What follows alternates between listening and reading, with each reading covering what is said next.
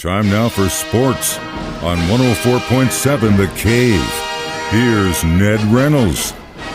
Mike, the intern, Ned Reynolds, back in the studio on a Tuesday morning. So after years of being a cheesehead, Aaron Rodgers is now a Jet. Longest tenured Green Bay player in history. Really? I did not know that. Been with them since 2005 and had a glorious career there, but really got into it with the front office, so you knew something was probably going to have to change. Yeah, there had been hints that he might return to Green Bay, but they all diminished yesterday when the deal with the New York Jets was finalized, and now Aaron Rodgers will be the QB for the Jets. He'll still be wearing green like he did in Green Bay, but it's a different shade of green and certainly in a different city. What will this do? Well, the Jets get a quarterback who can lead them. This is a pretty doggone good Jets team. They've just been in a situation where they haven't had a leader as such. Well, they will now, assuming that Aaron Rodgers can come in and take control of this team. He had pressure on him in Green Bay, but now that pressure is really on the shoulders of Jordan Love, who has been with Green Bay now for 3 years, kid who had a great career at Utah State. He's only played in 10 games for Green Bay. One of them was against the Kansas City Chiefs a couple of years ago during the COVID outbreak when Rodgers himself got COVID. He hasn't really done all that much, but the Packers are saying, hey, he's ready to go. Of course, what else are they going to say? Of course, that's it. Ready to go. But it's with the New York Jets.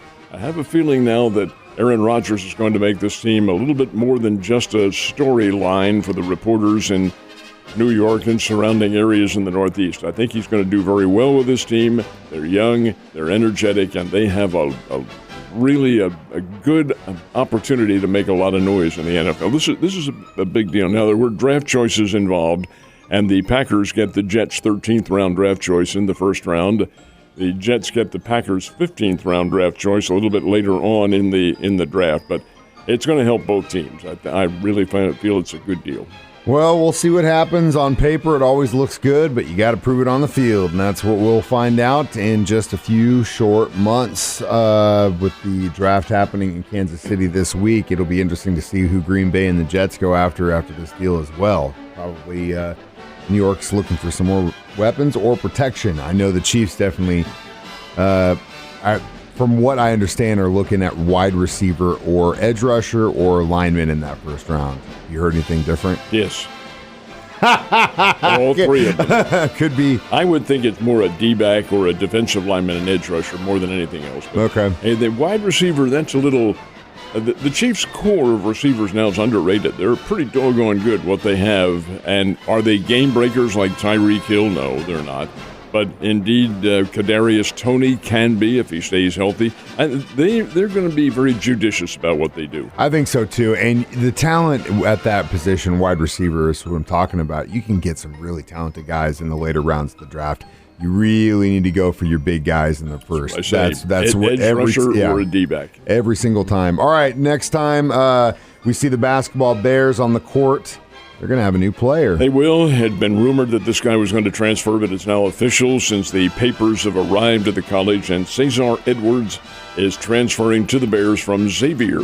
Now, Xavier's the Big East Conference team, and Edwards, while he alleges that he didn't play very much, did have some active time, and in the Big East Championship game, which was Xavier versus Marquette, he did play 18 minutes. Not a big scorer, but he does have the capabilities of being a big scorer. He's 6'9", bordering on 6'10", and about 245. Really lean, good-looking athlete who can clean the boards, and that's exactly what Dana Ford is looking for, and he's got him with Cesar Edwards. Will there be any more deals? Well, let's have to wait and see, because I believe the window will close on May 11th.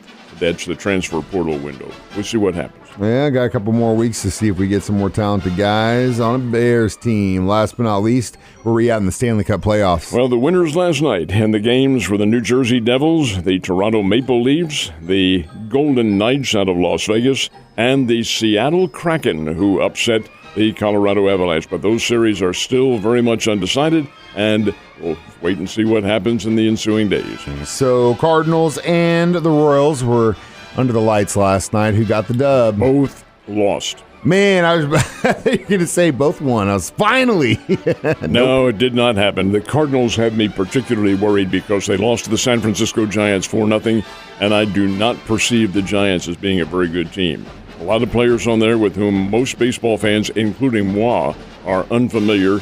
They had a pitcher named Alex Cobb who threw the shutout. I said no-hitter. Threw a shutout last night. His first shutout in 11 seasons. Now, it's not like he was blowing away the Cardinals. He only struck out 4, but limited the Cardinals to 6 widely scattered hits. In all honesty, St. Louis did hit into some bad luck last night, but the game is 0-0 in the 7th inning. A miscue by Tommy Edman at second base allowed a runner to get on. The Giants parlayed that, got the bases loaded with 1 out. Sacrifice fly, that was the first run of the game. And then J.D. Davis, whomever, smashes a 3-run homer in the left field seats, 4-0. All 4 runs in the 7th inning, and that's the ball game. And the Giants get the win. The Kansas City Royals had their game in Arizona 1. They had a lead over the Diamondbacks, let the lead get away, and then, you're going bad when situations like this happen. Aroldis Chapman on the hill in relief for the Royals, fires a 100-mile-an-hour fastball. The batter hits it off the end of the bat. It's called a cue hit, and if the ball spins and does all sorts of crazy hops, Royals couldn't field it. Winning run scores, Arizona 5, Kansas City 4. They are playing in terrible, terrible luck. Not what you want to hear. Not what you want to hear. Pretty soon it might be a little bit more depressing as we get further and further into the regular season. All right, so Missouri State baseball happening at Hammons Field. Arkansas Razorbacks coming into town tonight. You going to go to the game? Absolutely, and Arkansas is strong, very strong. They're number 6 in America in most of the college baseball polls. The other one, they may be 7th or 8th, whatever the case might be. But Arkansas is coming into the series on 3 straight losses. They fell to Georgia in Athens, Georgia, 3 straight games over the weekend. They will not be happy at all. But take a look at their record, 30 wins, 10 losses. It's a very good baseball team. The Bears, getting better, hitting the ball, coming off a sweep of Belmont. That's a conference sweep. But, hey, when you're comparing the Missouri Valley to the Southeastern Conference, the comparison is rather pale. But this will be interesting. Game time 6:30 should be okay according to the weather forecast. But the Bears and Razorbacks, they play once a year. It's a home and home once a year. Next year they'll go back down to Fayetteville again. But it's a good series to have. Neighborhood teams, but Arkansas is very strong. It's going to be a tough match and a little chilly for you tonight. So make sure and do whatever you got to do to keep yourself warm, Ned. Last but not least, we talk about it. It's going to last for a little bit longer, but the NBA playoffs, who got the wins last night? 2 games last night, and the Miami Heat are 1 victory away from upsetting the Milwaukee Bucks, who are a number 1 seed. It was Miami 119, Milwaukee 114. The Heat lead that series 3-1. Quite frankly, I am very surprised. Out in Los Angeles, the Lakers and the Memphis Grizzlies went overtime. Lakers won it 117-111, and it's the Lakers who lead that series 3-1, even though Memphis has the home court advantage. Nonetheless, 2 games, more action coming up tonight.